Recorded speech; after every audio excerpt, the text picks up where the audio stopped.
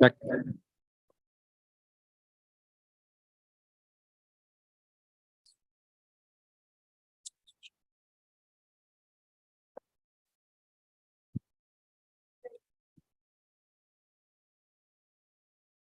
Right.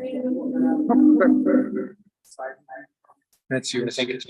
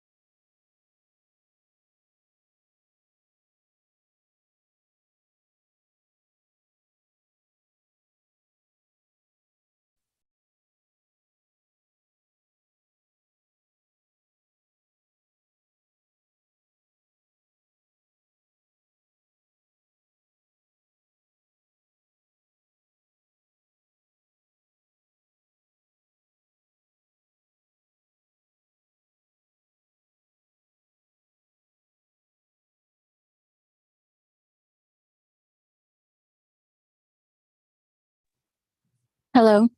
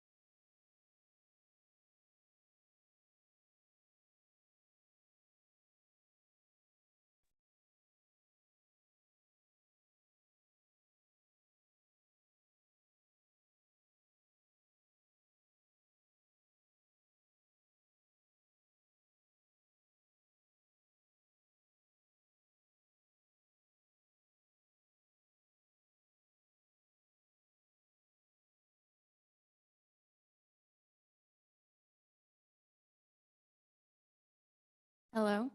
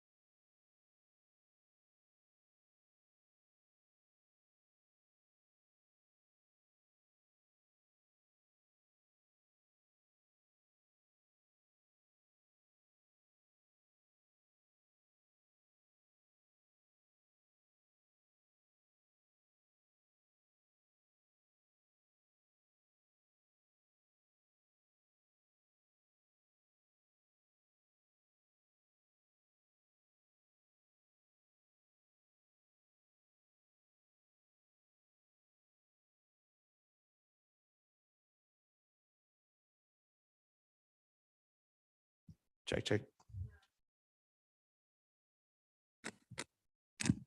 Check, check.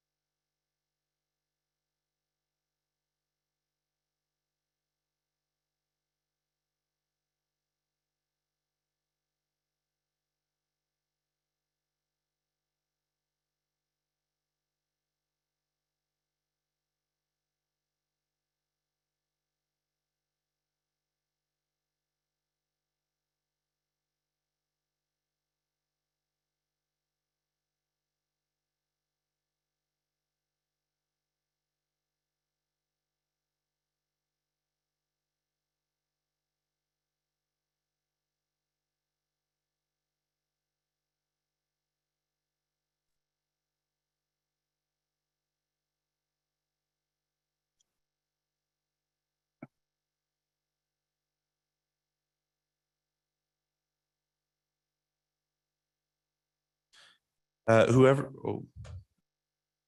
is on Zoom on the phone, could you just identify yourself? Walter Steed. Hello, Mr. Chairman.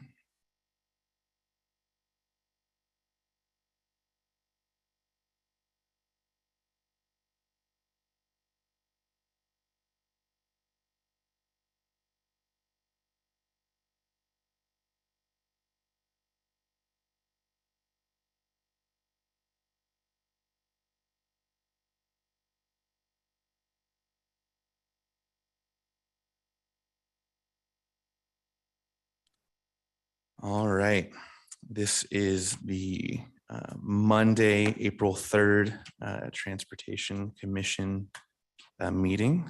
Call this meeting to order. First, we'll start with a roll call. David Ballard. Present. Zachary Shoemaker. Here. Ryan Lancaster. Present. Walter Steed. Here. Tracy Hopkins. Present. Stephen Lewis. Here. Jared Smith is here. Tom Leclerc. Here. Wayne Song. Here. John Wasson. Here. Leila Klopfenstein. Here. David Reinhardt. Present. Alyssa Taysom. Here. Justin Price. Here. All right, next we'll move on to adoption of the agenda. Do we have any comments? Chair would entertain a motion. Second. Motion and a second. All in favor? Aye. Any opposed?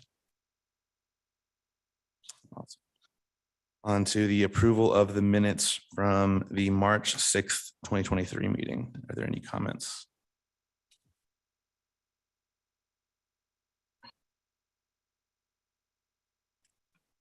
Seeing none, Chair would entertain a motion. Mr. Chair, I move that we adopt the minutes. Motion and a second. I'm all in favor. Aye.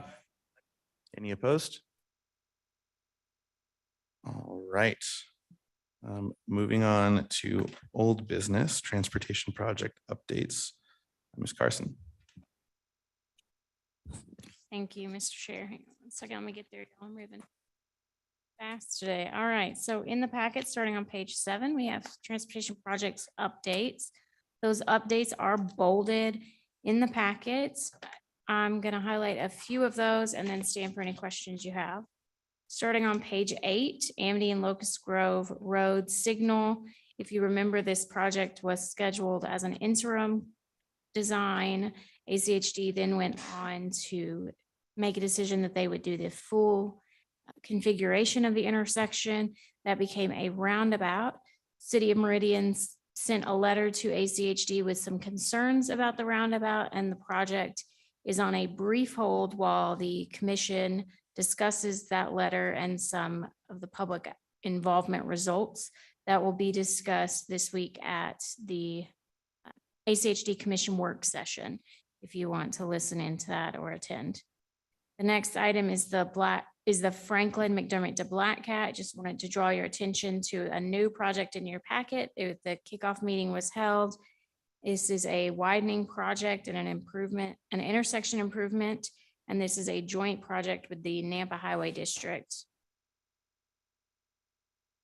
On page 11, State Highway 55 Eagle Road Safety Review. The speed study was wrapped up at the end of February. There was some recommendations for signage changes. The speed changes have not been confirmed yet. An ITD representative will present to City Council in the next month. I will let you all know when that presentation is scheduled so that you can attend if you wish. On page 12, I wanted to let you know that Elaine Clegg is the new CEO for Valley Regional Transit. She'll be presenting to City Council on May 2nd at the 4:30 workshop in her new role and providing an update on what VRT looks like in Meridian in 2024. And that's all I have for project update highlights, and I'll stand for any questions on any of those projects. Mr. Chairman, Yes.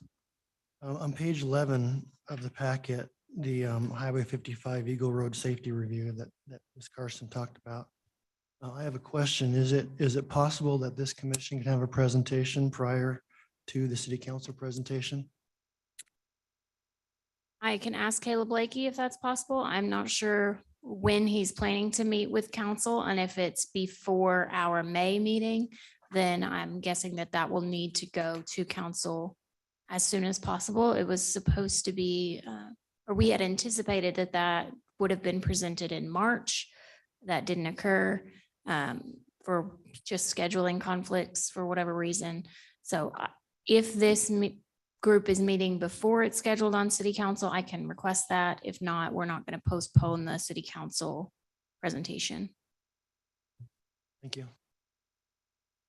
Miranda, do you have any idea of, obviously, we don't have the presentation or the full understanding, but do you have any idea of what any of the rough findings or rough ideas were? Or have you heard anything about that?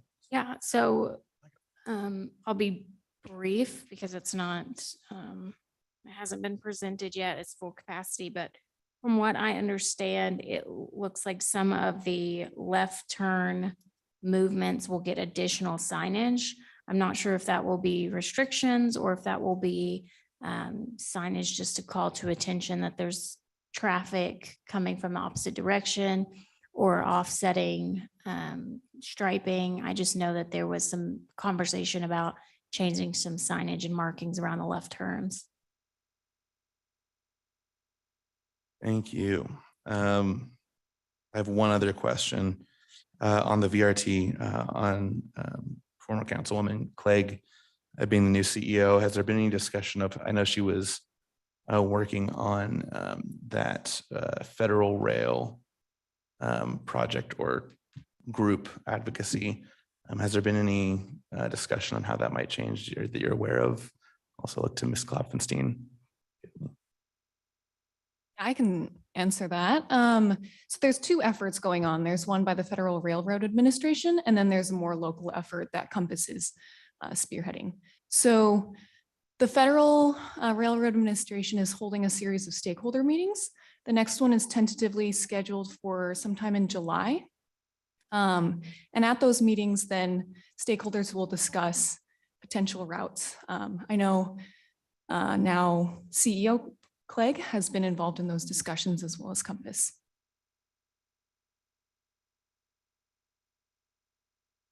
Thank you. Anyone else have any questions? Ms. Carson? Alrighty. Moving on to the next item, American Fork and Kodiak at Linder crosswalk requests. I believe if we have Ms. Reinhold in the audience, but Ms. Carson, I'll defer to you to introduce this. Thank you, Mr. Chair. So in your packet, we have some photos that Ms. Reinhold had sent regarding a traffic concern on South Linder at West Kodiak, and I will just invite her up. And as she comes up, I'm going to pull up some of those photos and a map of that location. Come on up. Thank you. Hi, thank you for having me at your meeting today, adding me to the agenda. My name is Billy Reinhold. I'm a registered nurse by profession, but in my profession, we always say, if you see something, say something. And I spend a lot of time walking in this area. There's a large park, Bear Creek Park, that's not too far from this location. And my observations are that there is a safety hazard here. There's Victory Middle School not far from this location, and especially during the warm months, I see a lot of students, sometimes as many as 30 students crossing this intersection. On the one side of the road, on the American Fork side, there's a large apartment complex, and there's also a subdivision called Southridge. On the opposite side of the road, on the Kodiak side, there is another apartment complex, as well as Fall Creek subdivision. And so my observations are that during heavy traffic times, there will be people out there walking, trying to cross the road, runners, people pushing strollers, people walking dogs, and there's no crosswalk going across Southlander whatsoever to even signify that there could be a safety hazard.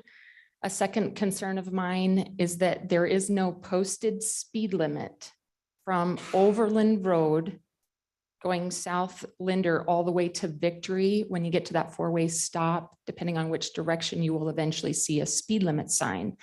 But this intersection that I'm referring to, there is no posted speed limit. And that's a concern. I have definitely seen traffic traveling at high speeds coming down that road. One of my concerns with the middle schoolers is that, you know, their brains aren't fully developed. Their frontal cortex, where good decision-making and planning happens, that doesn't fully mature until we're in our mid-20s. And so, you know, these kids are trying to judge speeds of these vehicles.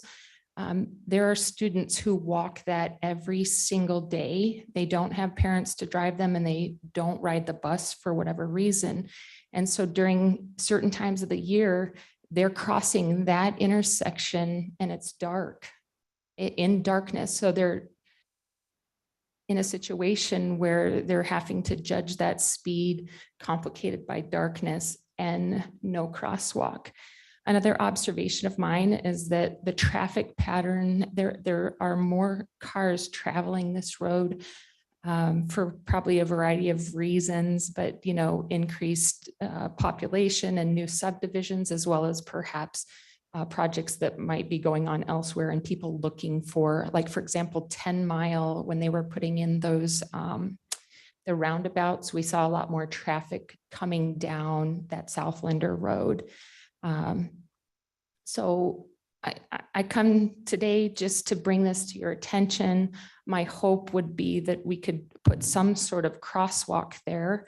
I realize that planning and money and perhaps even more data collection is required. And I'm happy to volunteer, you know, within my scope or my ability, if a volunteer is needed in some capacity that I'm capable of doing. I would just like to, you know, promote safety within our community and see what we can do to move forward with, you know, some type of crosswalk. I would love to see like the push button one that they have on Stoddard, so that, you know, it stops the traffic. It's on the other side of Victory Middle School over near Bear Creek Park. There's a push button and then that alerts traffic to stop. However, I realized cost may be an issue, and at least in the meantime, I would love to see some painted lines, or even perhaps, you know, over at St. Luke's, we have flags where there's high traffic on one side of the road and the opposite side of the road. And when pedestrians cross, you know, over at St. Luke's off Eagle Road, there are orange flags that those pedestrians can carry. And I feel that even something as simple as that helps make that intersection safer.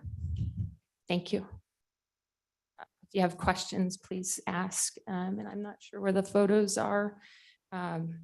Mr. Chair, I have a few videos I can play as well that Ms. Reinhardt wants to share.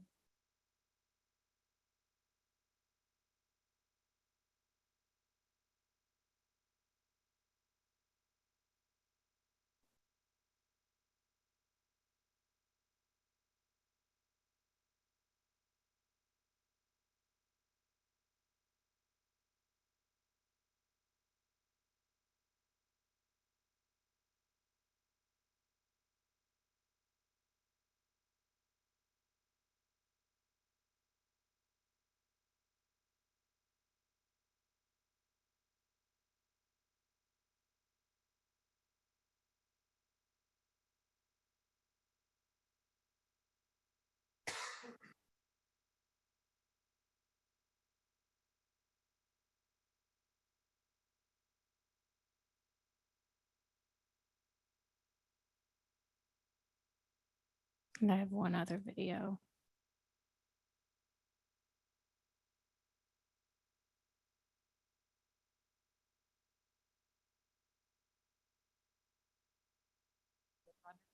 going through there.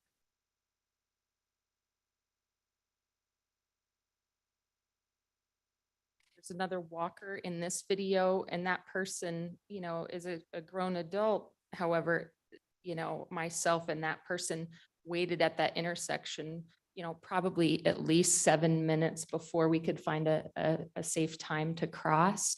But again, my concern with, you know, all these middle schoolers crossing there is that, you know, patience, distraction, and just not having that judgment. And then of course, if they're trying to cross that road when it's dark or otherwise, you know, heavy traffic. So I apologize for the quality of the video. It's probably not the best footage, but hopefully it helps illustrate my concern. I have a question, Mr. Chairman. For West Ada representative, is this similar to over on Black Cat where it's not signalized that the school has to provide busing? Is this one of the similar areas of crossing where a bus would have to be provided for the students on this side of Linder to get to that school? Do you know? Mr. Chair, and I may ask Miranda to help me in terms of knowledge of, do you know if we are in a safe, if that's safe busing across the road? I think it probably is. I believe. Yeah, it looks like it is. Yeah, so we would provide busing across the road. I think Ms. Reinhold's concern is are the middle schoolers that are walking because they choose to walk. And I just wanted to say thank you for calling attention to it. It is, and their frontal lobes are not literally developed and their judgment is off. Mr. Chair, we have a hand raised on Zoom as well. Ms. Taysom. Hi, this is Alyssa Taysom with Valley Regional Transit. I'm just gonna I'm gonna agree here. I've driven down this road many times while the buses are dropping kids off, and I see them crossing the road, and the speed limit is higher there. The sidewalk isn't all the way up. I see people walking, riding their bikes, whatever, up and down this road frequently, and it is definitely a safety concern. So I'm just gonna mention that as well, that I've noticed the issues here. Thank you. Thank you. Mr. Chair, Questions? Yeah, Mr. Sung. I also wanted to mention that she brings up a good point about the intersection in Stoddard. I grew up in that area, so I've used that crosswalk many different times, and that's a very high-speed road, and the push button signal actually does a fairly good job controlling the traffic so that kids can walk across from Victory to Bear Creek Park.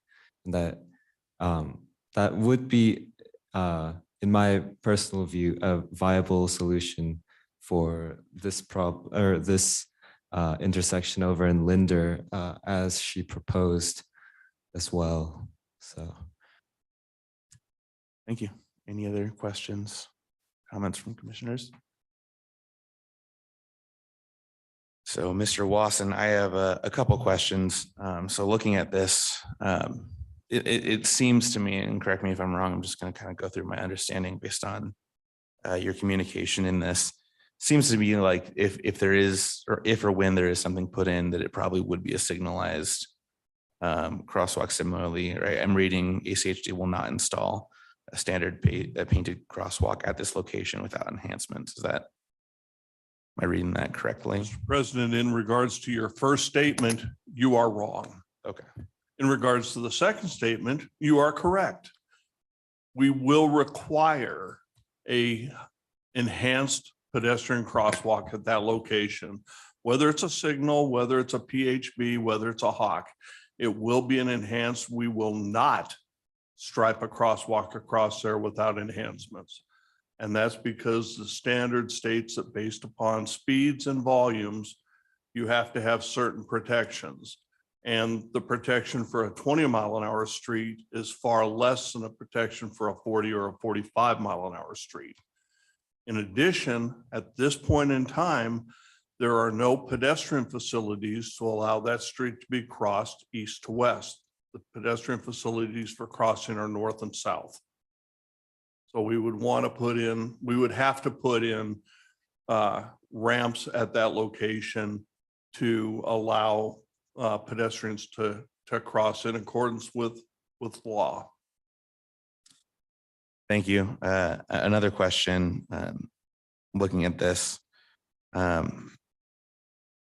Again, I could be reading this wrong.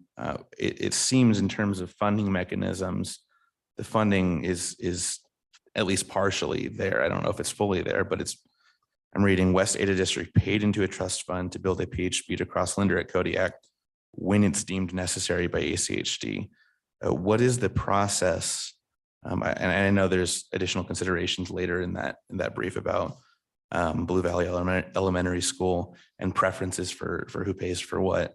But absent of those additional considerations, what is the process by which ACHD deems something like this necessary? To add some color, I hear VRT saying that it's a safety issue. I'm hearing West Ada, at least in some sense, agree with this being a potential concern. And we have at least now one in 2019, one at least now with members of the community coming forward. So what is the necessary kind of, what does that calculus look like? Well, we're currently evaluating this location and the Stoddard location for what we're going to put in and or what we're going to change. I don't believe ground has been broken yet for that elementary school. And I think that was initially going to be the trigger point for West Ada putting in a PHB. And I haven't had an opportunity to talk with West Ada on that. But I know that we're certainly looking at that location, and on the other side, we're looking at, do we relocate the PHB on Stoddard? Do we put in a mini roundabout? Do we signalize the intersection? Do we make some additional other changes out there? So these are not just things that we're able to put into implementation right away, unfortunately. Mr. Chairman, Yes. I could speak to the school. Yes, please. Regarding the Blue Valley School, there is a levy that is, the board has voted to put before citizens in May. That would pay for a school in an elementary school in the south. It is likely that that would not be at the original Blue Valley location, but at another location, more closer to Hillsdale. And so that has changed in terms of location, and that's probably news to ACHD and to a lot of people, but no firm commitment has been made on that, but that is likely not going to be the site for the original Blue Valley site is not likely to be the site for the new school. As to the crossing itself, we do have an interest in the safety of that crossing. Maybe I propose that we need to sit down with ACHD and talk about what that looks like. Thank you. Yeah, so I mean, what I'm seeing here is it seems like this is something that is being asked to be done. And I guess, Mr. Wasson, just to clarify, is the funding, if say tomorrow, a magic wand snapped and this decision to go forward, is the funding that was put in the trust fund, would this be funded, or is there a need to put this on a 5-year plan for ACHD from the city in a future prioritization? Mr. President, I don't know about that, but I will find out. Thank you. Mr. Ballard. Question. So city recently instituted an intersection study. Is this particular intersection on the agenda? Mr. Chair. That is the Intersection and Pedestrian Safety Task Force. Currently looking at major intersections, but it's not limited to major intersections. We could definitely have that group look at this. I do think, and it's contingent on the meeting with them without going too into the weeds, I do think that that group is probably going to be more looking at what criteria needs to be brought. What's the standard for an intersection in Meridian? What do we want those to look at? And then that, as far as actually reviewing specific intersections, punting that back to this group, since this is the group that tends to do that. So if this is something that the Transportation Commission wants to dive further into, I wouldn't suggest handing it back to that group because they're on a much different timeline and they may just be handing it right back to you. But I can ask them to look at this as well. Mr. Chairman, Mr. Ballard. ask yourself how you balance interest here and number of concerns. And to me, this is Ballard speak. It seems to be a reoccurring issue that comes before this commission as we grow, as the schools become more and more populated. We get more people merging in different modes of transportation. I don't have a good answer to this, but we talk about it, but I don't see a resolution coming forward. You can throw a lot of money at it. You can make an overpass and no one has to worry about crossing the street. You know, you can make an underpass, but nobody's going to spend the money for that.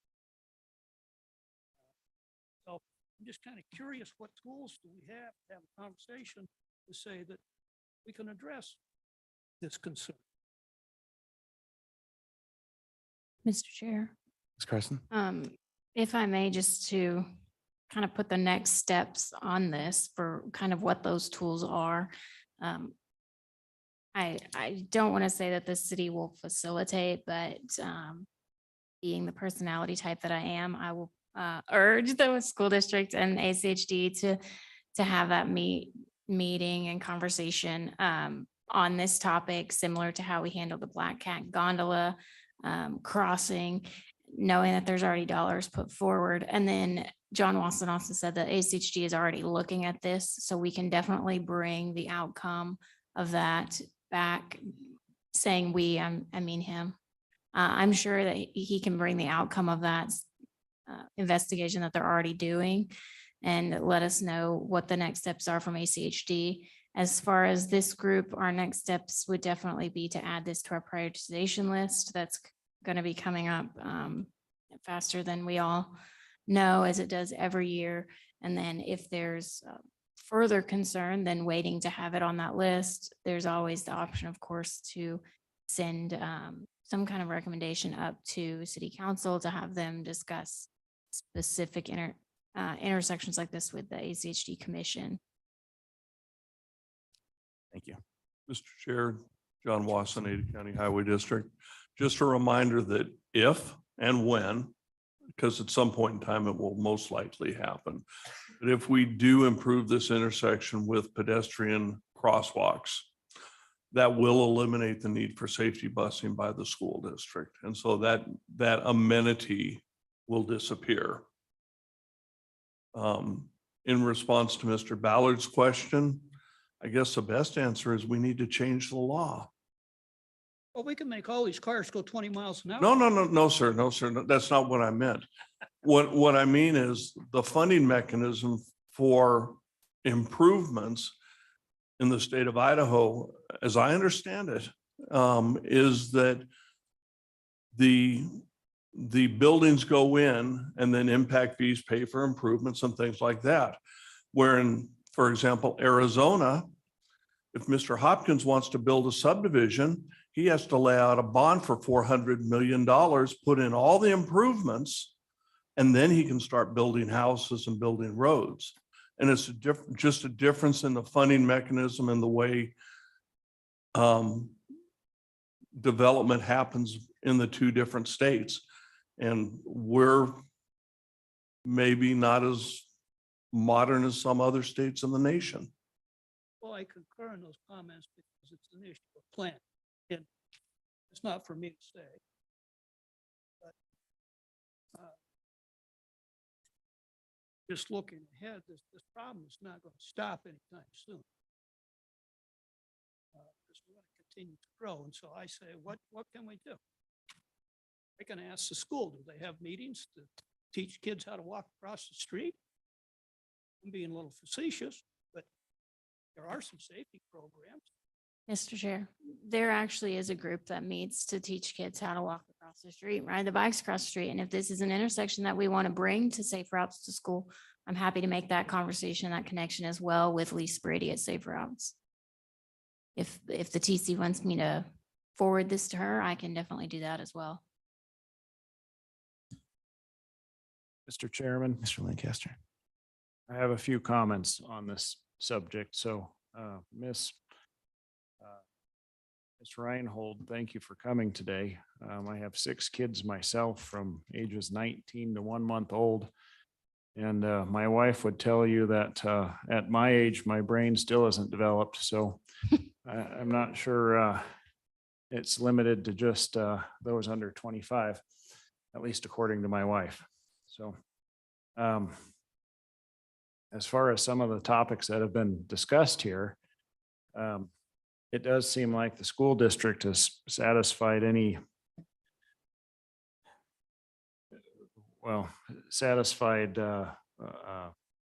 typical practice as far as providing busing for the west side of Linder Road. The school district and ACHD can meet if they want to. I mean, that's not our prerogative. But I think it inappropriate for this group to suggest what 2 agencies should do with their time and their staff. It does seem like the scope of this commission,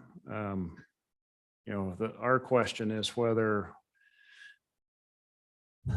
we add this to our priority list or not next year. I think it's a bit early right now to say that we will put it on the list or where we would put it on the list, but just that we would consider it next year. So, I think that that's what our discussion should be. I think we need to jot down that this is a location that we should consider next year and consider it then. I can see and I'm hearing that there's probably some risk here, risk being the confluence of probability and consequence, right? What I haven't heard is anything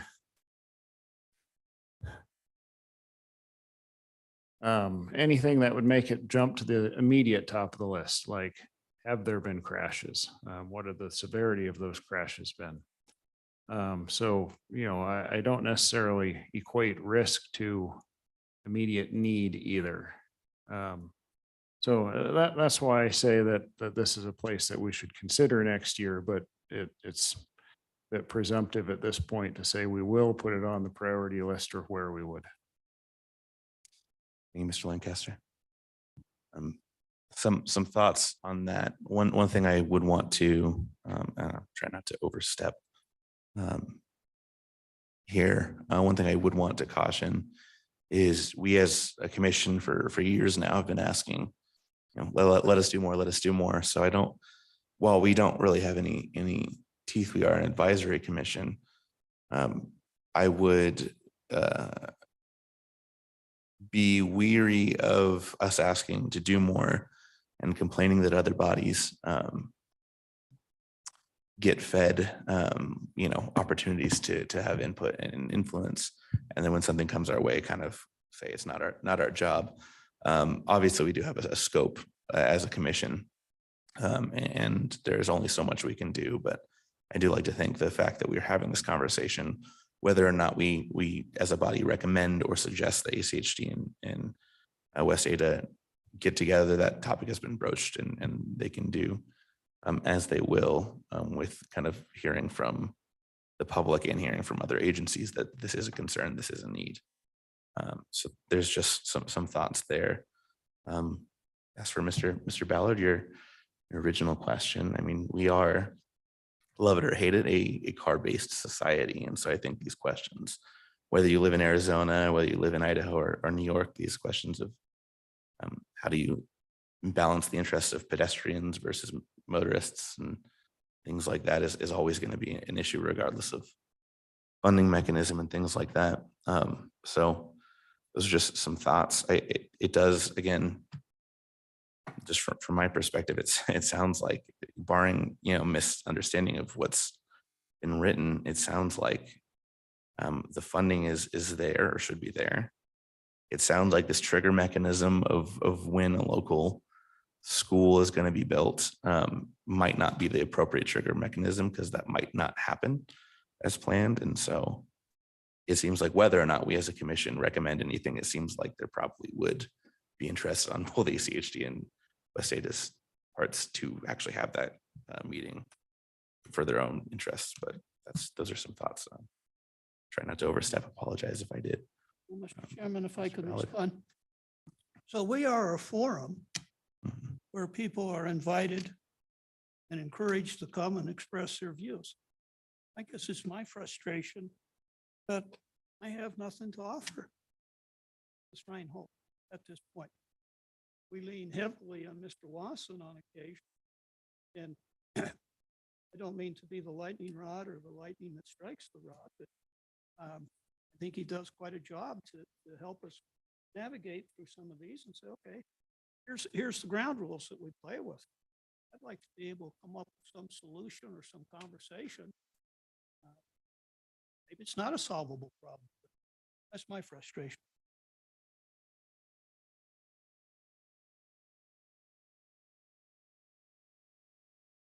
Any additional conversation? Chair would.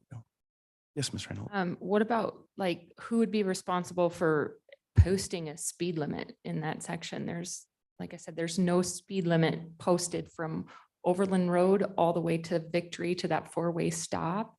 And, who knows how fast these cars are traveling? Sometimes I think as much as 60 miles an hour, but, I don't know if that's something that could be considered, or is something, I don't know who's responsible for that.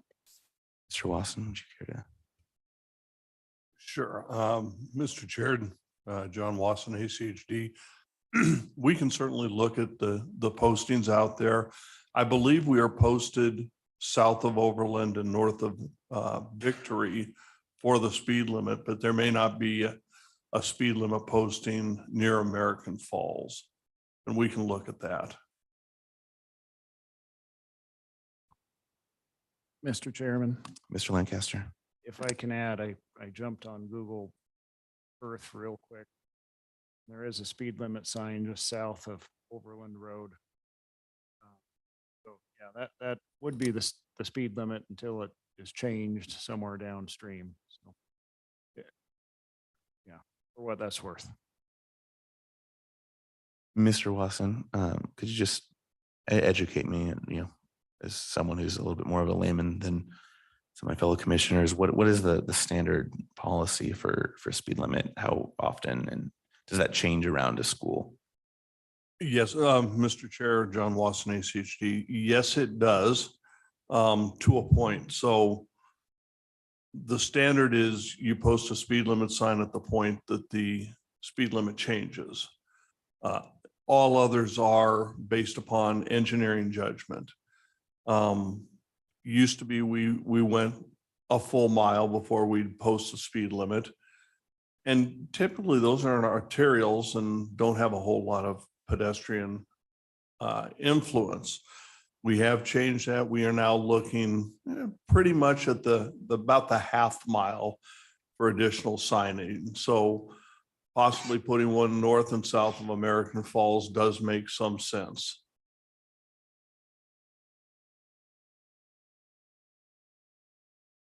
Any other discussion, motions?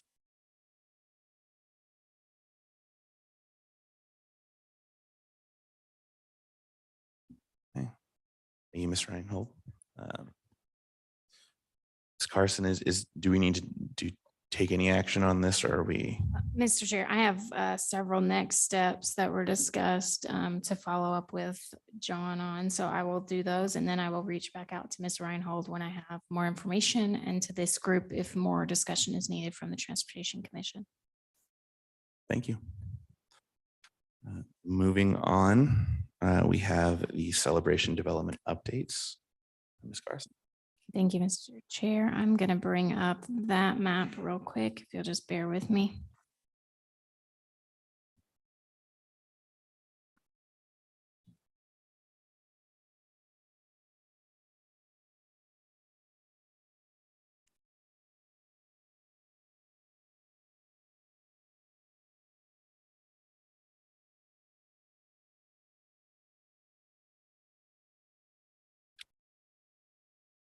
Okay, so it was brought to our attention by business owner, Miss Ashley Ferguson, that there was traffic concerns on Celebration Avenue at the development here, with pedestrians crossing from this parking over to this development to access the griddle. The original request that came in was for a crosswalk somewhere in this, I apologize, for a crosswalk somewhere in this location. And there was also discussion about speed limit signage. There was further discussion about parking on Millennium. And then lastly, later, a question came up about the egress from Celebration Ave onto Overland. So I wanted to bring forward an update on all of those topics, and then I will now I'll stand for any questions, and Mr. Watson may have questions as well. The Miss Murray, our legal counsel, did look, and there are no cross-access agreements for the Hideaway and this development to access this parking and proactively prevent pedestrians from having to cross across east to west Celebration Avenue. ACHD did agree to install 25-mile-per-hour speed limit signs in this area. Exactly where those will be installed, I'm not sure. The lifting parking on the north side is still a discussion topic. It's not yet been closed. As far as installing a pedestrian crossing, it was determined that that would not be done because the crossing here at Overland and Celebration is only 165 feet. And the distance, I'm sorry, also the installation would require that the sidewalk be brought up to ADA compliance. And lastly, I just wanted to inform the commission that there are no plans that at ACHD to change the egress movements from Celebration to Overland. So it sounds like right now that the point of discussion for commission to continue is if commission wants to further discuss removing parking on Millennium. The information that we received was that ACHD leadership's not totally opposed to removing the restrictions, but they are looking for a better reason than we've been able to provide. And that is because there's heavy motorcycle traffic from this training facility and dealership across Millennium. And so having parking clear on the north side has made sense for those motorcyclists. So at this point, I can stand for any questions on any of those points, 1 through 5. Any questions for me or Mr. Wasson? Commissioners? Yeah, Carson. Mr. Ballard? Carson, at the risk of being facetious, which I've attempted a couple of times, kind of sounds like a Rubik cube that can't be solved here. Several strategies were discussed, and those did not meet with favor.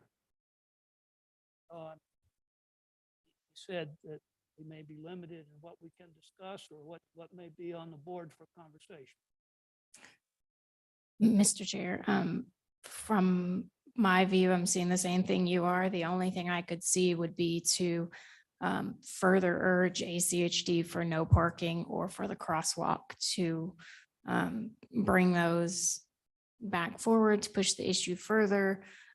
Kind of the give and take between this commission and ACHD. And I don't mean this in a negative to Mr. Wasson at all, because he does do a lot for us as far as Meridian and the projects that we have. But there is this give and take of we bring forward an issue, they analyze it, and then the decision that's made, if this commission doesn't agree with that decision to some aspect, there's always, the possibility that we take it to council and it goes further up the chain of command than you or I or Mr. Wasson. Those are really our next steps if you aren't satisfied with the answer that's here. Further, the only issue that appears to not be completely closed from a staff level would be the no parking. And that's an issue of, do we have a stronger argument for removing the parking on Millennium than we've already given? And if the answer is we don't have a stronger argument, we feel our argument is strong enough, then I defer back to what I said already about pushing the issue to council and then to the ACHD commission. While this group may be advisory, council does take into consideration what this group says, and council is not advisory. So there is action that can be taken based on the advice. Mr. Chair, Mr. Song? do we know the reason why Director Wong put the no parking on South Millennium Way? Mr. Watson? Councilman Song, Chairman John Wasson, ACHD.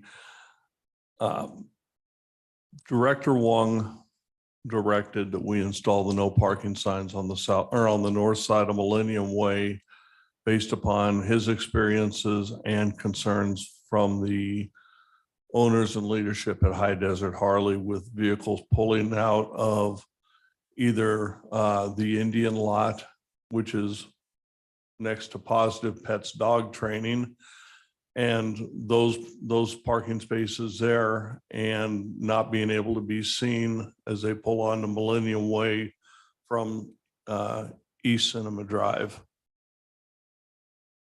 And because in a motorcycle car crash, the car 99.9% of the time wins that argument, he felt that that was not a bad way to go, especially when there was no need for that parking 3 or 4 years ago when he directed that to be implemented.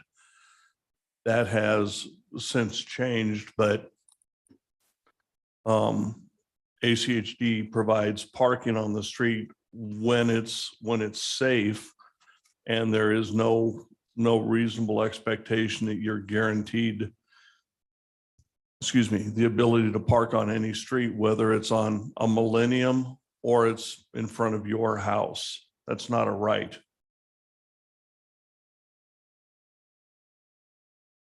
Mr. Chairman, Mr. Lancaster?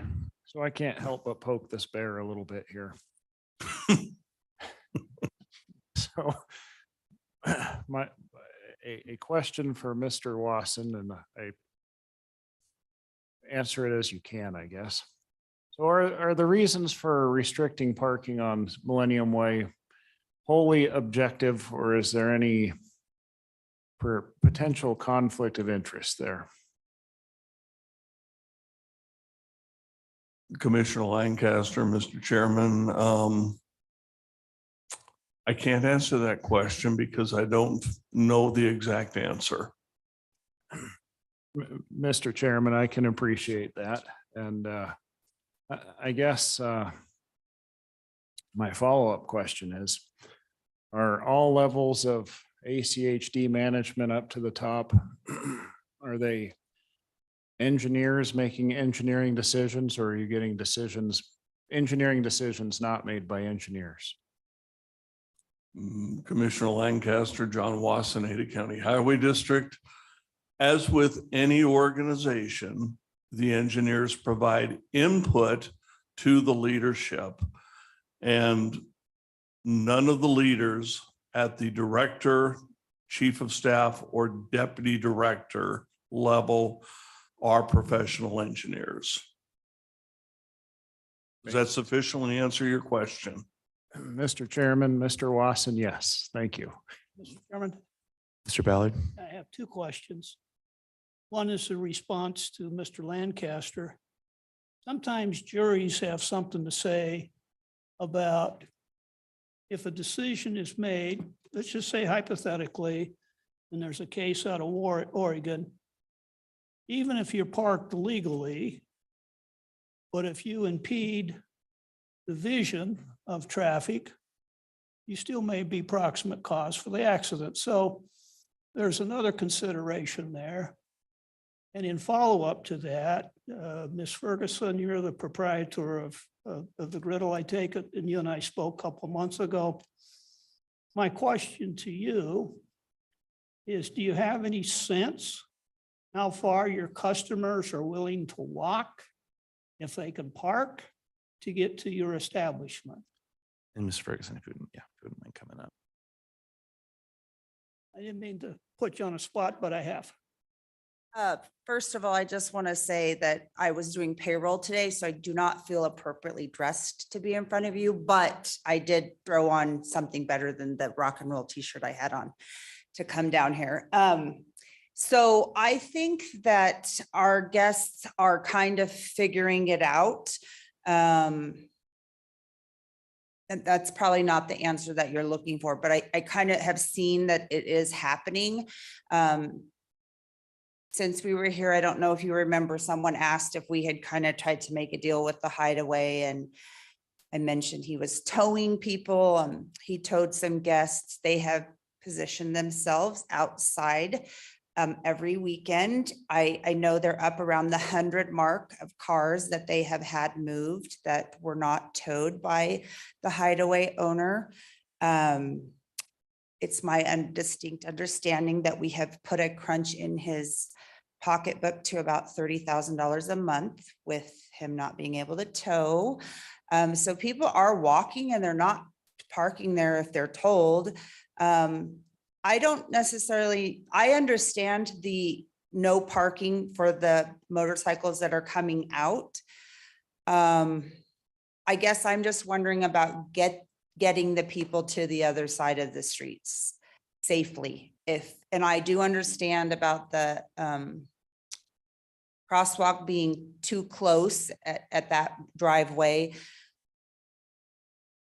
I guess from my perspective, compromises to make as each party as equally unhappy as possible. And I'm hoping we can come to some compromises. Well, part of my conversation with you last time was even a ride share or a busing if you had an arrangement, and you said that there was a conversation there. So if Ms. Carson is saying, or Mr. Wasson, one of them, we have to come up with a better argument than we've had. And if your customers are willing to walk a little bit further to accommodate them, I would add that line to the brief. Yeah, I mean, they seem to not have a problem with that. I just think that as there is a concern for the motorcyclists and their safety and cars being able to see them, there needs to be a concern for the safety of pedestrians who are parking on the street. And I understand that is not a given right. But the pedestrians that are parking on the street and walking to the businesses. I'm not the only business impacted. I just happen to be the mouthiest and also the most concerned about the community I live in, I guess. And I appreciate you taking time and appreciate your response to the question, because that gives another arrow in the quiver. And I know we have talked like the lot directly across the street, there is 15 allowable spots for us to use in there. Part of that was fenced off. We did talk to that owner, as he used to be the owner of our building, and he's just not willing to, he's gonna build on it and he's in talks with a bank to build for them and he doesn't want to release any more of the parking and I understand that too. I mean, at worst case scenario for us, which it's unfortunate because we built a name and a reputation at that location, but when our lease is up, we'll look to relocate. It's understandable. And this whole parking situation has definitely made me ask about parking when looking at other potential expansion. Very well. I appreciate your time today. Thank you. Mr. Chairman, For me? Yes, Mr. Lewis. just two comments. The first, the short-term solution, I think you were hitting on it, Mr. Ballard, but the short-term solution might be kind of a valet parking service where employees could valet cars to some remote lot that had an agreement with the restaurant, perhaps. The second thing is I'm gonna channel Mr. Lancaster a little bit and poke the bear a little bit more. I'm assuming that the concern at the intersection is sight distance related. And looking at Google Street View and just the configuration here, you know, with the connecting road on the outside of the curve with a low speed curve, I don't think people are driving that curve more than 25 miles an hour. I'm having a hard time seeing where the sight distance problem is here. And perhaps at a future time, someone can show me a diagram showing how there's not sufficient sight distance here to allow parking. Thank you, Mr. Lewis. Other commissioners? Mr. Chairman, Yes, Mr. Leclerc. thanks. This is again, comments. I don't know what else we can do, but I'm looking at this and I remember when we talked about this before, I was like, boy, what a jerk that guy is throwing away this other business's customers. But now he had to build as many parking spots for his one business as this development did for 4 major restaurants. I can see where he feels like he got shafted by the city and he's not real cooperative. And so I think, I don't know, this is really an embarrassing parking ordinance that we have. If it allowed this, I imagine it's been amended since this development went in, but I almost feel like a wrong has been done and that the city ought to offer to help these businesses in this location because we didn't require the parking we should have. But anyway, it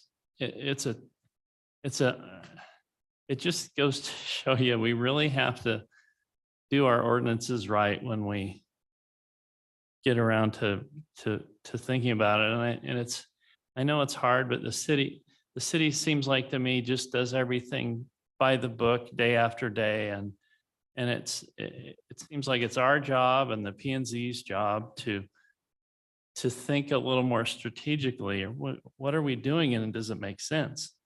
And so that's just some feedback. And I just hope that when we look at this, and I'm part of the Destination Downtown parking group, and we're getting like, I'm interested in it because it's going to be like parking 101. The first meeting is in May or in this month. And it's like, what is parking management? Why is it so complicated? And so it's going to be educational as well as hopefully a good policy process will come out of it. But looks like I'm going to be doing a lot of that this year. But this is like a case study in why setting a commercial parking stall based on square footage can be a huge mistake. And that's what I think we've done here. I mean, his square footage isn't even as much as theirs, of course, but why are these 2 buildings required to put in the same number of stalls? Something's broken with that formula. And so I hope we can realize that and at least in the future, not let this happen again. But anyway, so those were just some thoughts, and I hope we can play a role as a commission in trying to get this straightened out. Thanks. Mr. Mr. Chair, Le- there is one hand raised online. Okay, let's go to Mr. Wasson and then that hand. Mr. Leclerc, Mr. Chair, John Wasson, ACHD. I think one important thing to remember is something that Mr. Hood mentioned when he was here a couple of months ago. And I'm going to paraphrase, so please forgive me. When the Griddles development went in, it was one parking spot for every 10 square feet. The policy's changed. It's now one parking spot for every 5 square feet. And so they don't have enough parking. And when that was built, the developer had the appropriate number of parking spaces. And for whatever reason, he or she declined to overpark or provide additional parking.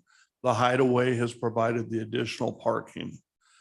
I did a little bit of checking and I see basically three restaurant facilities in there. And unfortunately, y'all overlap your times just a little bit by a couple of hours. The easy solution, which I'm not recommending at all, would be breakfast stops and then the lunch kicks off. And that's unrealistic to expect that for any restaurant. The question is could the applicant approach the owner of the parcel right behind the Indian motorcycle shop and talk to them about utilizing some of that parking space for their employees and not only for the griddle, but for all of the employees for AAA and all that kind of stuff there. And that way, that might ease some of the need for additional parking if 25 or 30 cars go up there and they have to walk 2 minutes to work as opposed to parking in the lot and just walking straight across. Just an idea, just a question. Mr. Wasson and Mr. Carson, we have the person, whoever is on Zoom. Mr. Steed, Mr. Steed? go ahead.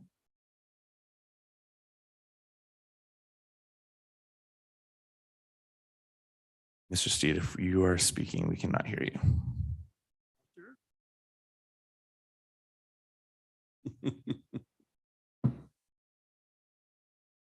Oh, can you hear me now? Yes, sir. Okay, thank you very much. I believe I agree with Mr. Lewis, I believe it was, that I cannot understand a sight distance problem with motorcycles coming out of either their practice lot or the dealership to that South Millennium Way intersection. The one concern I think might be a consideration with putting parking back on the north side of South Millennium Way would be with drivers opening their doors into an oncoming motorcycle from behind them. That's one thing that I think we might want to pass back to have ask of ACHD administration, if that is a problem. If it isn't, then I would question why we can't see some parking go back on South Millennium Way on the north side. My other question would be for Mrs. Ferguson as to where do her employees park?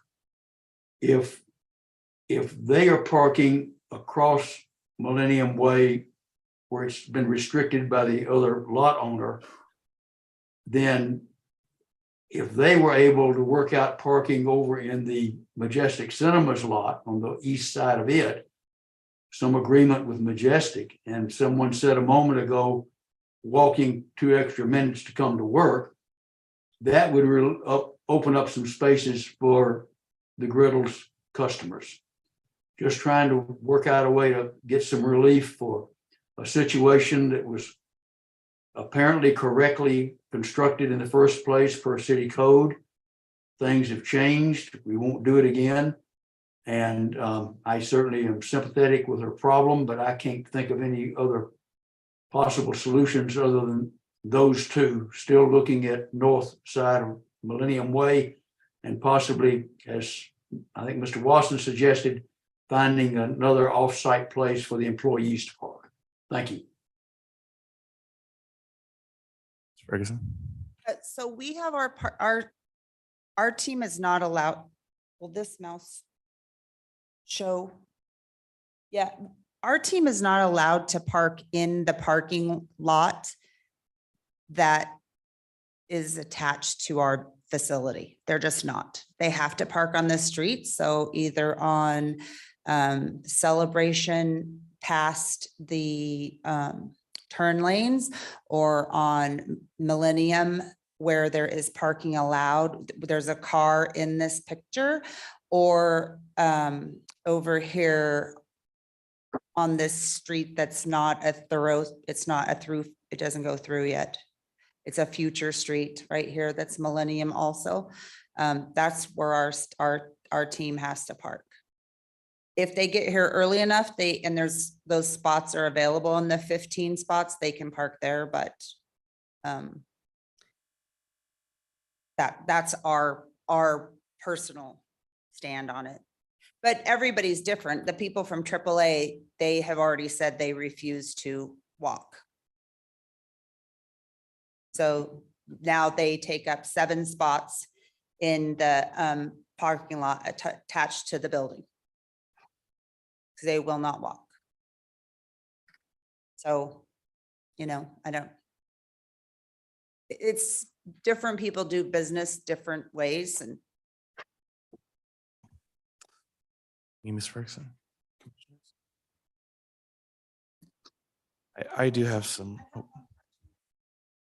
do we have any idea when the speed limit signs will be posted? Mr. Watson? John Watson, ACHD. They should have already been posted, but I will go back and check and see where that work order is, ma'am. That's okay. I haven't been here for the past month, so that they could have been done. I just got back into town. So I just didn't know that. Thank you. Thank you. I do have a couple comments on this Millennium Way parking. Seems like, obviously, I agree with Commissioner Steed and with Mr. Wasson about, obviously, if you could get employees to move to park even further away, allow, if you could find some agreement with whoever's behind that motorcycle store, or with the cinema, some parking agreement there would obviously be, great. We're trying to essentially squeeze as much parking as we can out of this, suboptimal space and situation. But beyond that, in the thought of squeezing more parking out, it seems like one of the issues with this parking and this motorcyclist safety, we're all channeling Mr. Lancaster today, poking the bear. I think there are some additional things to add to an argument for this. It seems like there is a zero-sum situation here of adding these parking spots would likely increase pedestrian safety at the risk of slightly decreasing motorcyclist safety. And obviously everyone's safety is a priority, but when you have a zero-sum issue, you're balancing these different interests. Pedestrians don't wear helmets. They don't have rash guards. They're more likely to be kids or elderly, rather than able-bodied people who sign up to ride a motorcycle. They don't have training. This is a training course right here. Absent of safe routes to schools, there's less training around how to cross a street safely than there is, and I would hope there's defensive driving mechanism or aspects to this training. Additionally, I agree with the questioning of the sightlines argument. I think when you're balancing these interests, in my personal opinion, I default to, Mr. Wasson said 99.9% of the time a car is going to win. I would wager that that ratio is even higher when it's a car versus a pedestrian than a car versus a motorcycle. And I would wager that the damage and the personal risk is also much higher when it's a pedestrian, not a motorcycle. So I'm struggling to understand ACHD's leadership's take on this from a personal perspective. And that's not a guidance to the commission at all. That's just where I'm sitting here and looking at this. You have a situation where you're essentially by nature of reality, you're forced to kind of pit pedestrians against motorcyclists.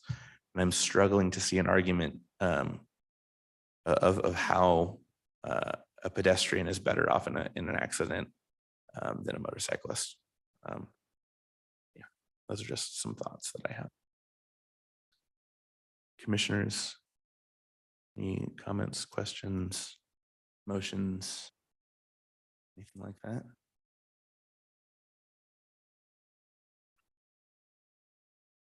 Going once. Oh, Carson. I just want to understand if the commission has any action they want staff to take based on this discussion, or if this is, we're accepting ACHD's stance on this, or if the commission wants to draft some kind of letter to request council. Those are kind of the two options I see here. That would be my question to fellow commissioners. Chairman. Go ahead. Shoemaker. So, Mr. Watson, we asked Chairman Wong if he would be willing to take away his, of course, I want to ask 1,000 questions. Like, does he ride a motorcycle? Does his best friend own that place? Was this like where they had a barbecue and he's like, man, I can't stand all those cars parked. And we can't ask those, I guess, because someone gets their feelings hurt. But we can ask it. Can't we just take the signs down that she needs people to park to get to her place? Why can't we ask that question? Or did we? Am I being like out of line here? I think this is a silly question that is not being asked. Do I need to call him and be like, sorry, Chairman Wong, can someone just give me an answer to that question? Mr. Watson. Commissioner Shoemaker, Mr. Chairman, I have asked Director Wong that question as to whether he would be comfortable removing parking. And he said, I couldn't be convinced, but I have to have a little bit better argument. I am going to take this back to him and have a chat with him, because I meet with him more often than most people would think somebody in my position would meet with the director. He's a colonel, I'm a colonel. So that kind of is a little bit of a help.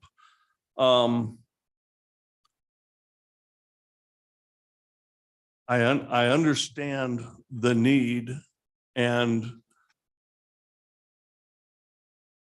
one of the things I'm concerned with is if we remove the parking on Millennium, what is going to be the result?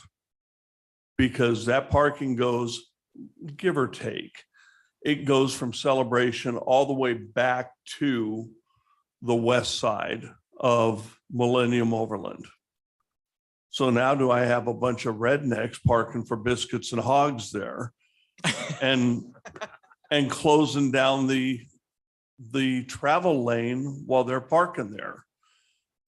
So we have to decide if we're going to do it, how much are we going to allow and how much not? And if we do it, at best, I can see it opening up maybe 8 spaces, 9 spaces. And I'm not sure that solves the problem adequately. It may solve a portion of the problem, but may not solve. And you know, you're looking at about 30 feet per parking stall. So there's seven parking stalls. So does that solve the problem? Does it help correct the problem, or is it doing something into the wind? Mr. Leclerc, I think you had a. Oh, yes, Mr. Chairman. I move that we request that City Council request of ACHD that the parking stalls be removed on the north side of South Millennium Way. Chair. Ms. Carson.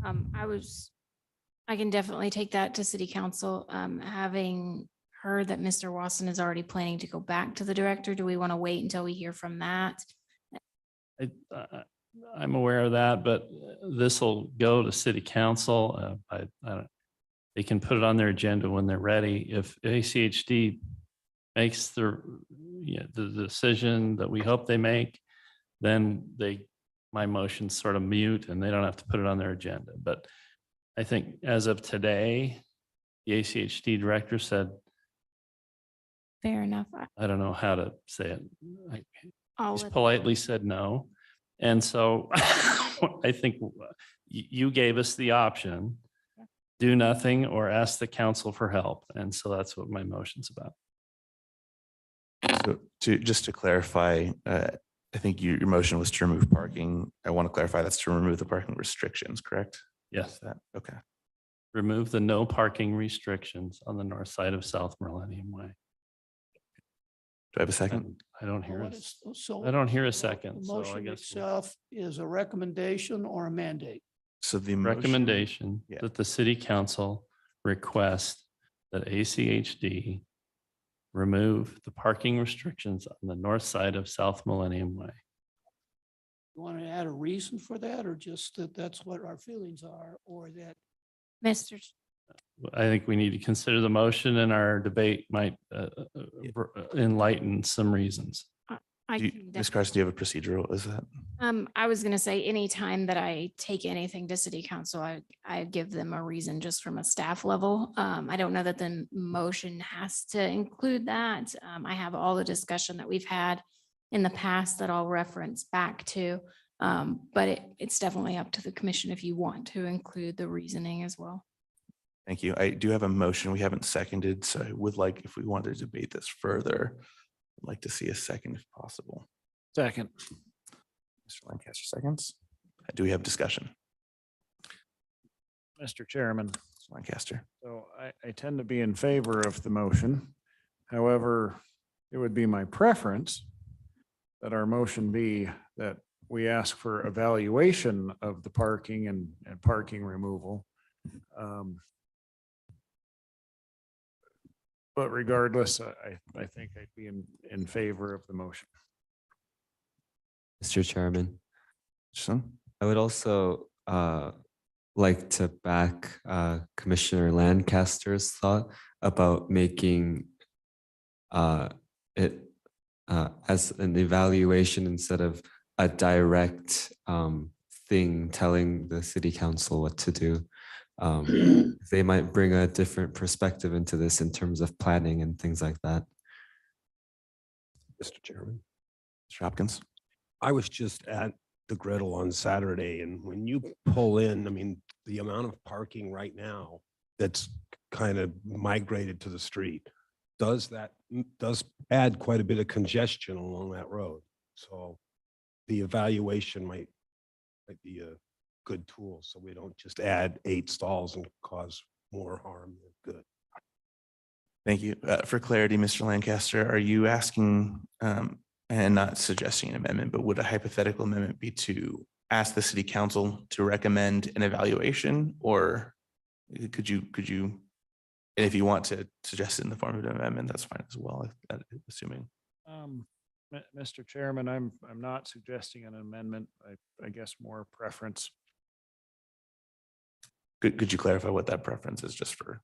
Well, just that I would have preferred Commissioner Leclerc's motion to rather than request that the parking be restored, but rather to evaluate the. So would be to recommend to city council to request from ACHD an evaluation of removal. Yeah. of the parking restriction. Mr. Chairman, Mr. Ballard. my comments is along with Mr. Lancaster. It's an approach. Do I ask for something in a respectful manner?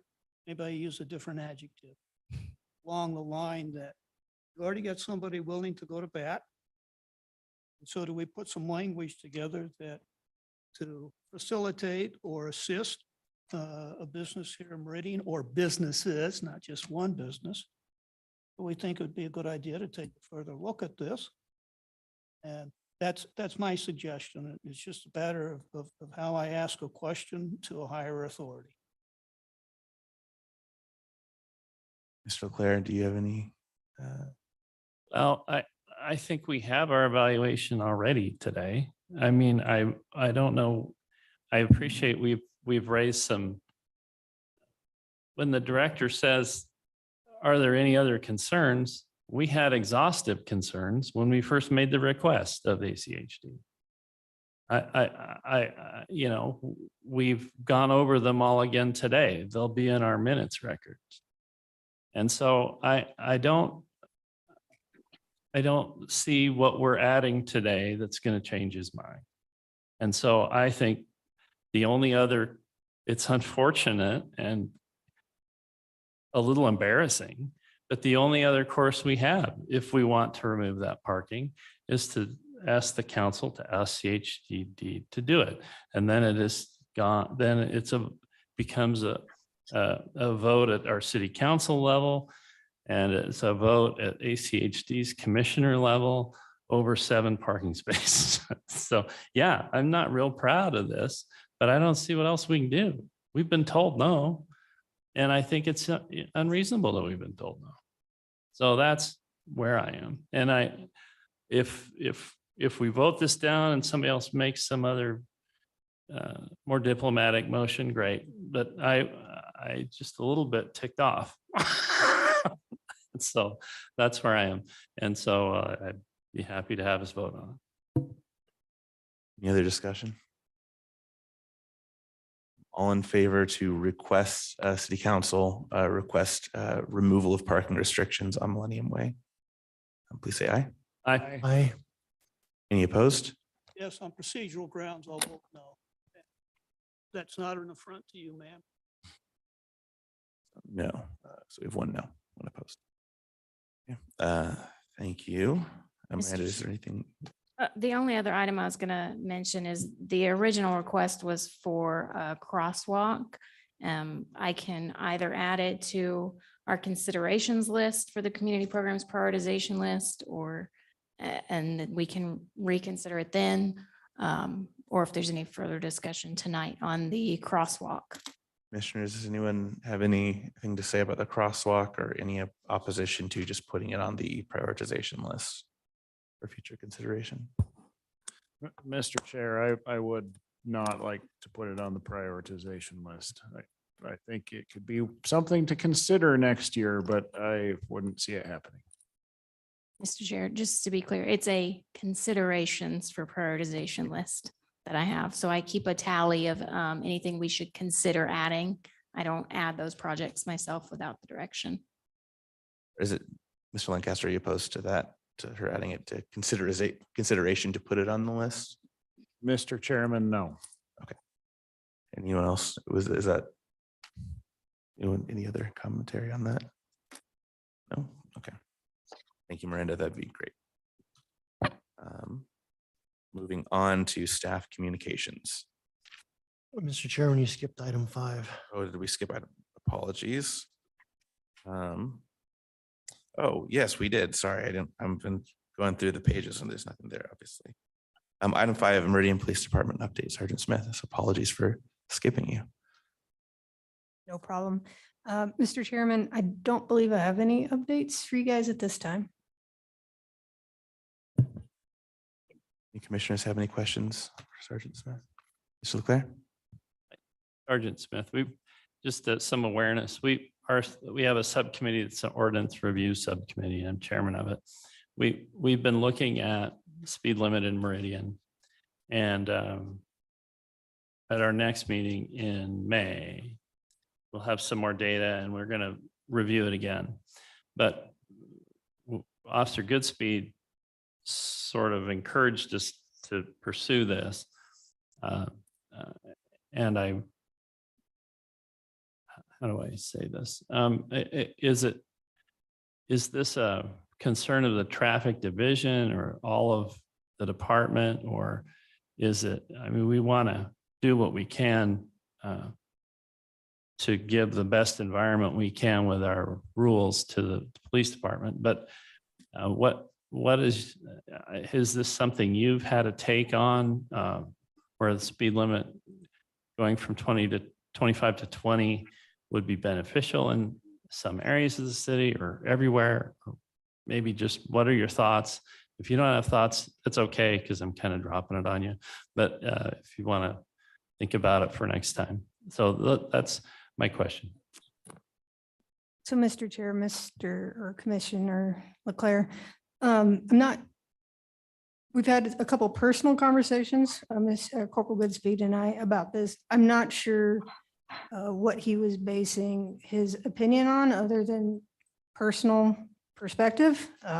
We talked about, we tend to drive just personally slower than 25 through neighborhoods anyway. So I know he was a fan of it, but I'm not sure if there was a particular set of data or something that he was basing that off of. Sergeant Smith, thank you. Just to one point of clarification, mostly for the record, but also to inform a question I have. I do believe Corporal Goodspeed, when he was speaking with us, was relaying concerns he had heard. I just want to try to avoid insinuating that he was trying to guide the commission in a particular direction. But given that, would it be possible? Are you aware of a database or a list of how often people contact the department for speed issues? Mr. Chair, I'm not. Since taking over of the traffic team, my inquiries about how we're tracking citizen complaints has been largely based on email to whoever's in charge at any given time. So I personally have just started a spreadsheet so I can start to track these and be able to give feedback to people as we have problems and issues. We're also currently working on developing a traffic module in our report system that already exists so that we can better track this moving forward. But currently I wouldn't be able to tell you how many people have inquired about this or had concerns about that speed limit. Thank you. And I'm glad you're tracking that. That's great. Thank you. Mr. Lancaster. Yeah, Mr. Chairman, Sergeant Smith, I'm curious if you inherited or have any priorities for the year. For example, I kind of assume that, police department puts a little extra emphasis on school zones during the school year and perhaps something else in the summer. I'm just curious, it's the beginning of April now, but within a couple months we'll be out of school. And I'm curious if, there's different emphases, is that a word? Or, focuses at different times of the year and what those might be. Mr. Chair, Commissioner. Again, I am very new at how we direct our emphasis. What I inherited when I first came was a traffic grant through the Office of Highway Safety that we were using to make emphasis throughout the year, whether that was DUI enforcement during the holidays or our 100 deadliest days, doing seatbelt enforcement, pedestrian, that kind of thing. We have exhausted those funds at this point already in the year. We are considering some other grants on a case-by-case basis that they offer for very specific reasons. But in general, we hit our school zones on a daily basis during the year. In the off hours, we're constantly evaluating those requests from citizens that come in to make sure that we're being visible in those areas and trying to curb the problem. That's kind of the approach that I've noticed so far that we were taking. Thank you. Any other questions for Sergeant Smith? Thank you, Sergeant Smith. Appreciate it. Now moving on to staff communications, and thank you, Commissioner Lewis, for catching that. It's only second time. Appreciate it. Thank you, Mr. Chair. The first item was something that was discussed last month. It came in just before the meeting, and so it wasn't put into last month's packet, but it was discussed. So I just wanted to include the full transcript of the conversation for the commission, and that was regarding the traffic signal request at 10 Mile and Teeter. The next item is we received an exhaust sound complaint on records. This is a complaint that we've received in the past in other areas regarding noise. This commission has discussed at length the noise of trucks, the noise of vehicles. This one came in on records, and the request was to consider the same anti-noise and cruising ordinance as police.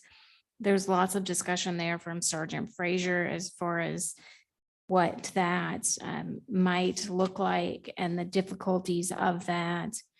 Particularly, I wanted to call to your attention that it would, according to him, would be fairly difficult to regulate and up to a judge to decide on an unreasonable sound. Recording or tangibly documenting the noise is troublesome, and even if you recorded it, there's no standard for comparison as to how loud it would actually be. We have also discussed at this commission decibel meters and the difficulties our police force would have in trying to employ those decibel meters in the moment with those, and particularly with blocking background noise when trying to employ those decibel meters. So I just wanted to draw your attention to that. He did note that the easiest aspect for law enforcement to take would be on excessive smoke, engine revving, and backfiring. But I just wanted to bring this complaint to your attention and have this group discuss it further if needed, or some direction to give back to the resident. Quickly go through the other ones and then we can circle back to that. There was a request from a resident just wanting an update on downtown. Projects, and that was provided. There was a request for an update on the Black Cat Gondola crosswalk, and we received an update that the contract has been awarded, is in the process of being awarded, and the hope is for substantial completion August 1st, and I'll continue to provide updates on that project. There was a request for the Blue Heron Meridian Road traffic signal evaluation. Mr. Watson is, from my understanding, in process of collecting that data and analyzing that. We were told that there would be some data returned today, so I would not expect him to have analyzed it by this afternoon, but I just wanted to let you know that that data, that is moving forward. There was a question that was taken to council and was discussed at length regarding Aviator, which is a local road, and that being extended with a new Kirk apartment application that's coming in. The application link can be found there if you have any comments to add to that. And finally, there was some inquiry regarding pedestrian flags and where they come from and what the process is to get those out. So my two items that I would ask for any input that the TC has for me to give back to residents would be the exhaust sound, and then as well as the Aviator extension, if there's any comments that Transportation Commission has to add to that conversation. Commissioners, any questions or comments from Ms. Carson? Mr. Ballard. On the exhaust sound. As a matter of data, I would ask the sergeant what's her experience citing trucks for whether it's make break problem or suggested excessive smoke, engine revving, or backfiring. How often does an incident occur where a truck's cited? If you know. Mr. Chair, Mr. Commissioner, I honestly couldn't tell you that.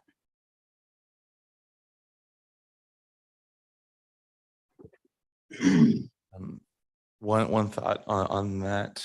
I mean, you're already working on, you said you're tracking things in a spreadsheet. It's great. I think as that matures and develops and as you get more data, that would be something. And speaking just as a commissioner, not as a chair, I personally would appreciate any updates over the course of future meetings would be lovely. And I appreciate you tracking that. Do I see Mr. Steed? I think I saw him. Or Mr. Steed, did you have anything? No. Okay, thank you. Mr. Chairman, Mr. Lancaster? I'll chime in on the exhaust sound request. So this seems very similar, and this is what Commissioner Ballard was asking about as well as the compression brake ordinance, which I'll recall that this commission recommended a no vote on, and it was passed anyway. So we've talked about those kinds of ordinances at length, and this shows up in the emails, but they sound good on paper, but they're really meaningless at the end of the day, because unless the officer, Sergeant Smith, and her colleagues are there to observe it and somehow measure it and somehow defend it, then it's meaningless words on paper. So I'll admit that I'm not very excited about pursuing an ordinance on exhaust sound. Any other commissioners? Mr. Chairman, along those lines, I think when we had that conversation, Mr. Lancaster, we were talking about, is this an occasional incident?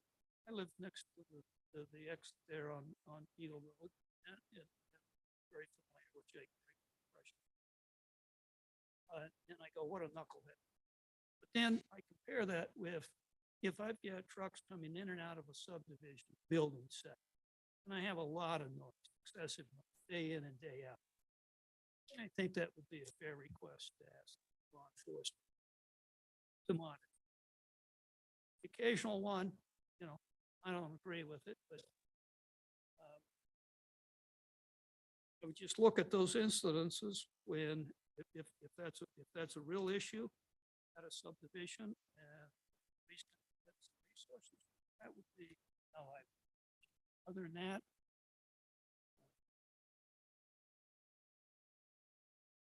I don't know that there's much we can. Mr. Lancaster? Yeah, Mr. Chairman, I guess moving on to the second topic that Miranda asked, if I may. So in reading through the information in the packet about aviator extension, I guess I'm not clear what the problem is, other than the apartments are going to generate traffic volumes that will pass in front of the Compass School. Is that what the concern is? Mr. Chair, Commissioners, I think that was the concern. I'm going to share my screen here. And this is one that I don't think I typically do this, but I wanted to just get buy-in. Really, this is something that I'm not looking for any formal recommendation, kind of just looking at if there's any opinions that I should share with council. From most of you have, or all of you have technical expertise on transportation, or you wouldn't be on this group. So if there's any opinions as far as this connection being made, so it would be this road here going through somewhat following this canal and connecting down to Perugia. There was some concern that there would be more traffic past Compass Public Charter School. Just to give you my opinion, I think there's a chance that there is actually less traffic because this apartment complex has the opportunity to get out a different way. I know me personally, I'm not driving fast to school if I don't have to. But I just wanted to see if there was any opinion of this group that I should take forward as council is considering this development application. We don't often have time for me to get opinions from this group in development applications, but this time I did have time, and in the timeline, not in my time. There's time in the timeline for me to solicit opinions, so I did. Mr. Chairman, Mr. Lewis? I will jump in with a first opinion. I think we should encourage the connection of planned collector roads to keep traffic off of our arterials as much as possible. Connect it. Mr. Chairman, I would agree with that statement. Mr. Chairman, Mr. Leclerc? I, you know, I know our P and Z will look at maybe a wider set of factors than we are today, but at the brief description I just got, it looks like a very reasonable and good idea to connect that street so that traffic can flow through that area better.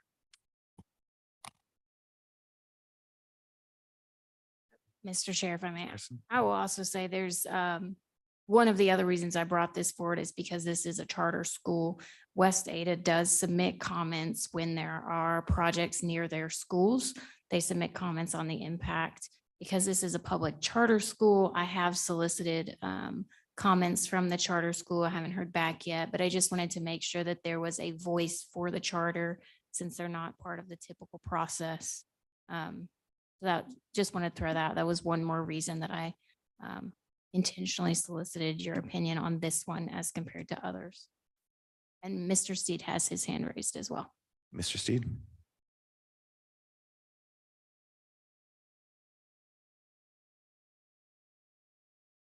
Cannot hear you if you were speaking. Okay, thank There we you. Thank you, Ms. Carson, for unmuting me, Mr. Chairman. It would appear to me that if that street is not connected over to, I guess it's Perugia, then all of that traffic out of that development's got to go west past Compass School. At least connecting it, give them the opportunity to go the other way as well.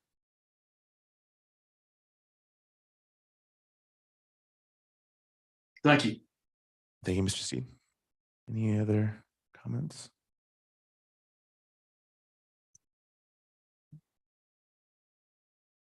All right. I'm not going to say anything on this, seeing as I don't want to double dip. I think this came before me while I was on the P&Z commission, so I'm not going to, I think that's probably not fair in the spirit of the public hearing, so I won't comment on this.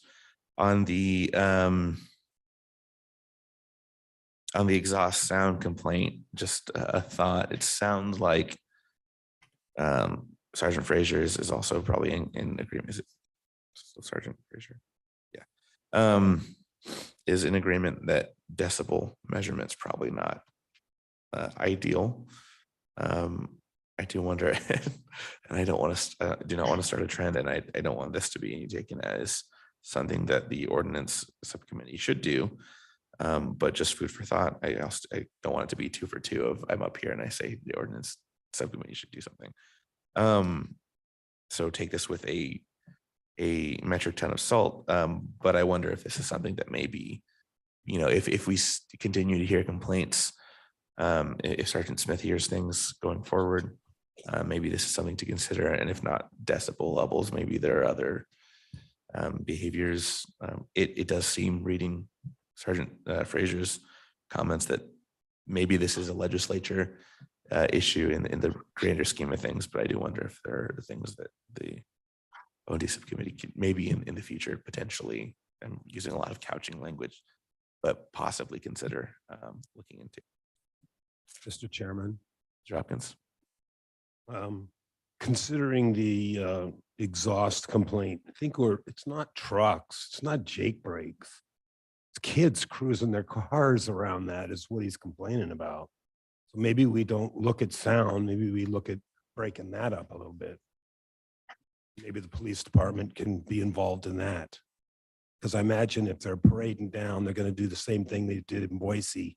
They're speeding and probably other things at the same time.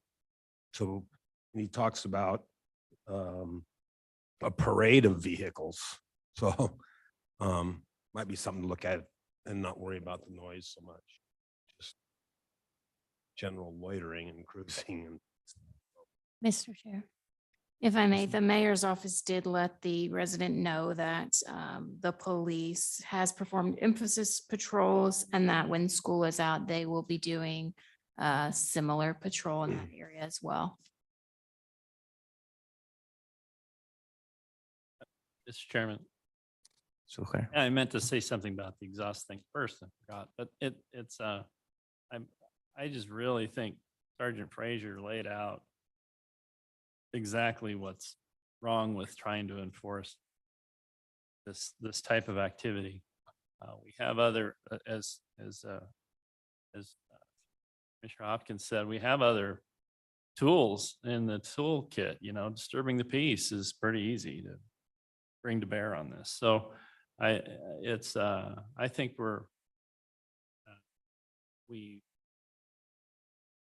I like Commissioner Smith's idea to monitor this, and it sounds like the police department will continue to. And we'll see if it becomes more of a chronic issue, but it's just very difficult to enforce, even if it does. Those are my thoughts.